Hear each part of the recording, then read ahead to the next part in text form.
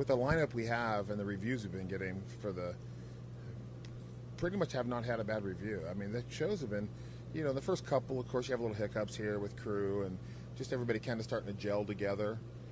But I've toured with all the bands over the past 15, 16 years, and it's just, it couldn't be going better. And the crowd reaction is just amazing because it's just hit after hit after hit after hit. It's a work in progress. I have a dear friend of mine who's a tattoo artist and owes me a lot of money. So, I'm just putting this away.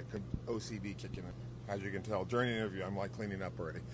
He's a dear friend of mine. He's a great guy, and he owes me a ton of money. And so he's been working on it with me. But this original piece is like 20-something years old, and just got it all redone and trying to finish what I started. Fanatic, and when I got divorced, my ex-wife had bought me a really expensive watch, and I'm not really, when the bling was in, the whole diamonds and everything.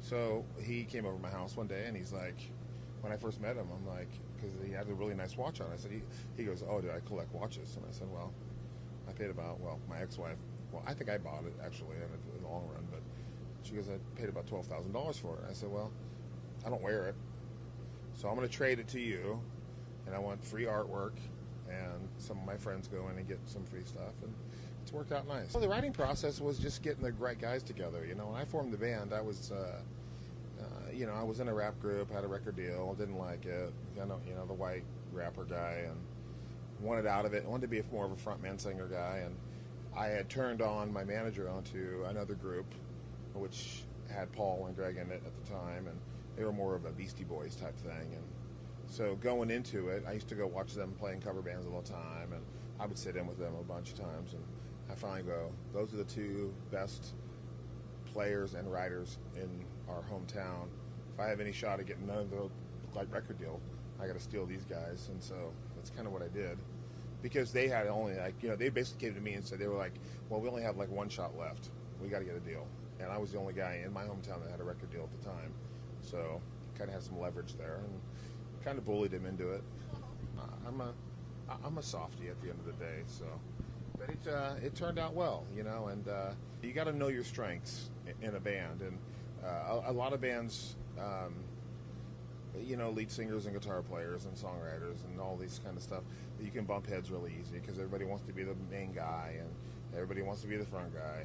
The drummer wants to be the lead singer and this and that. So I went into it as more of a business. I'm like, you're great at this, you're great at this, you're great at this, I'm good at this. So it's almost like a race team. I always look at it. I always tell the guys, I always say, you build the car and I'll drive it. That's kind of how I look at the business. And I think that's where the longevity comes from, because it's really easy to get arrogant and cocky, and that just is like, that's a recipe for disaster, basically, in the music business. So I've tried to, I've always kind of kept the same attitude. It's like, listen, I'm not the greatest songwriter and then you, and vice versa. And so I know my strengths and they know their strengths, and that's what as long as you know that going into it and you keep that honesty with each other, that tends to call for a long career. And and there's so many bands that have been great bands that have broken up, gotten back together, broken up, gotten back together because of power struggles. Joe Perry, Steven Tyler, John Bon Jovi, Richie Sambora, basically Mick Jagger, Keith Richards. There's so many power struggles, and it's like, just let it all go. We all have a big piece of the pie. We have plenty enough we're all having a great time. We have a great career. We're doing something we love.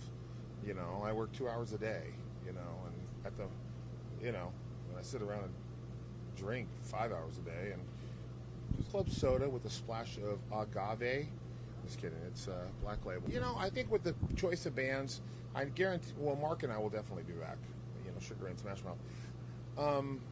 We've talked about it. I think we're going to swap out some of the other three bands. It's just because I want to add some flavor to it every year. Mark agreed on it. Mark, we want to build something that's going to be a yearly thing, a summer thing, like Bare Naked Ladies next year maybe, or Third Eye Blind and Goo Goo Doll. Bands where we can keep swapping them out. Not saying these bands won't come back, But at the same time, you kind of keep the two main bands, and this was Mark's and I's kind of vision 4 years ago, 5 years ago. We're like, let's do something down the road that we can kind of keep it nostalgic and do it every year, because our fans, our original fans, they have kids and they have kids. So, when you see two generations after coming to see your shows, and it's pretty impressive, and just not even fans, personal friends. I mean, my nephew, he's 27 years old, and he's like my son. I don't know if I slept with his mother, but he's got his kids that he's bringing to our shows. So it's just a wonderful progression, and for us, Mark and I kind of see it as a bigger thing.